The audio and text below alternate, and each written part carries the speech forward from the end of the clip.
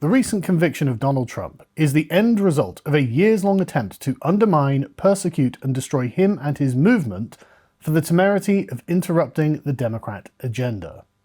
You know what that agenda is. Open borders, mass immigration, the end of the rule of law, the disarming of the American people, and the total reduction of America to a country for all and for none. Their end goal is to render anything that is distinctively American to be non-distinct, non-specific, so it may take on a truly globalist mission. Why are they doing this? Well, I don't want to sound hyperbolic, but they are trying to create a universal world state that will rule over all of humanity. The purpose is to bring about the ideological liberal order to everyone, everywhere, whether they like it or not. Every undifferentiated individual must have their human rights, whatever we define those to be. It is for this imperative that your sons and daughters will be conscripted to die for democracy in Ukraine or gay rights in Uganda. This is their manifest destiny, and it has been the project of the left for centuries.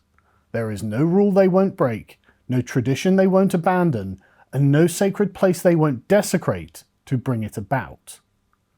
Trump represents a different way of looking at the world, and in this way, he represents an organic version of America, an old world version of America. Trump's view of America is as a people and a state, which is not ideological.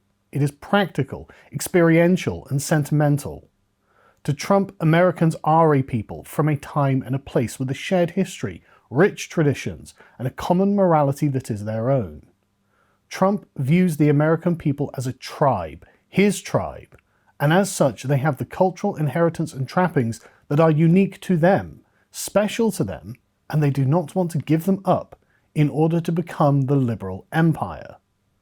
And this is why the regular working American man and woman loves Trump. He is not a bureaucratic globalist. He is a particularist. He is an American. He belongs to America, just as other Americans do, because in this, he is just like them. He isn't a part of the international elite. He's the kind of man who will get on a stage to be seen by millions of people and hug the American flag. Trump is a part of American popular culture and has been woven into it over the decades to the point where he is a famous American as an American. In fact, it's hard to think of anyone who more properly embodies that kind of classic traditional America than Trump. This is why Trump acts for the American people and why the American people chose Trump as their sword against this emerging global order. And it is also why the emerging global order is attempting to destroy him. Trump stands for America as a sovereign nation state, not the capital of a liberal world empire. And this is why I support Trump. In him, I can see the American people engaged in a titanic struggle with an emerging order that seeks to end all nations, all peoples, and all of the good contained therein. We must remember that our nations belong to us. They are a product of us as much as we are a product of them.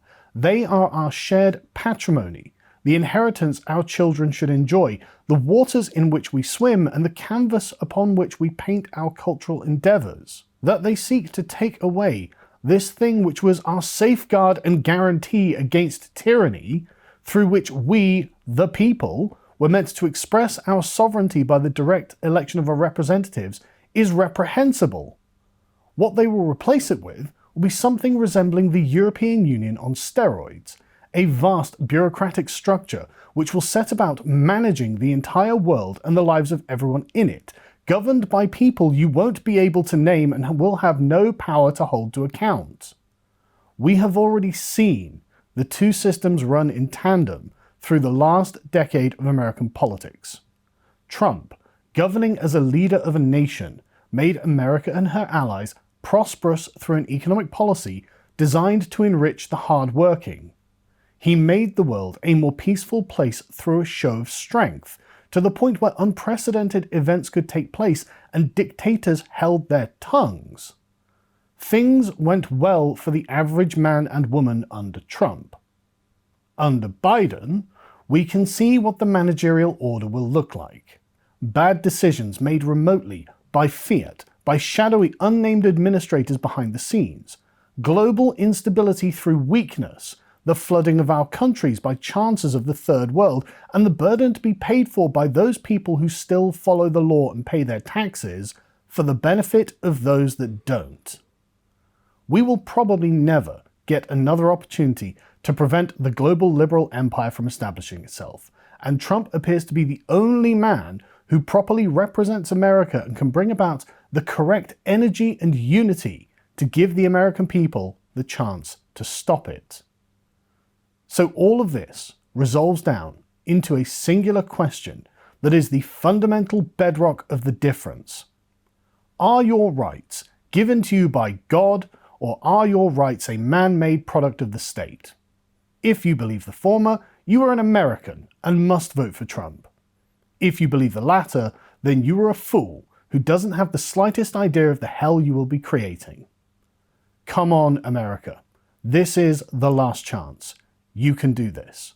The people of the world are watching, and we are with you. Trump must win.